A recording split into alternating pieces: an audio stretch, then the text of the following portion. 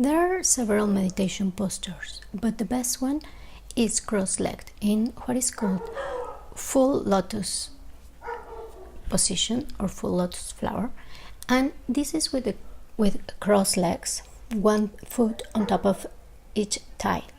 And this is the best posture because we have stability. Our knees are on the cushion or on the floor, and they form a trapezoid that is very stable.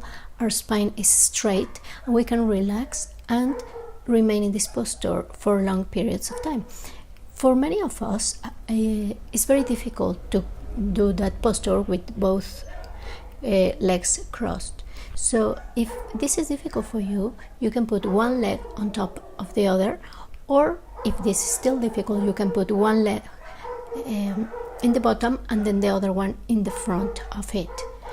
And in this way, you can remain for longer periods of time. If you find difficult to put your knees down and remain in this posture, if it's difficult, painful, or very uncomfortable, then we are going to explore other postures that are easier, and also you can meditate on those postures.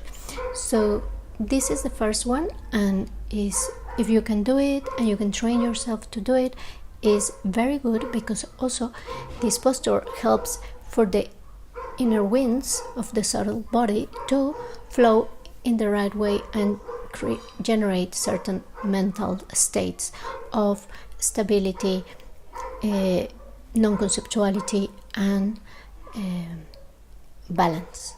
So this is the best posture, and as I tell you, one leg in front of the other is also possible. So this is an image of how you can do it.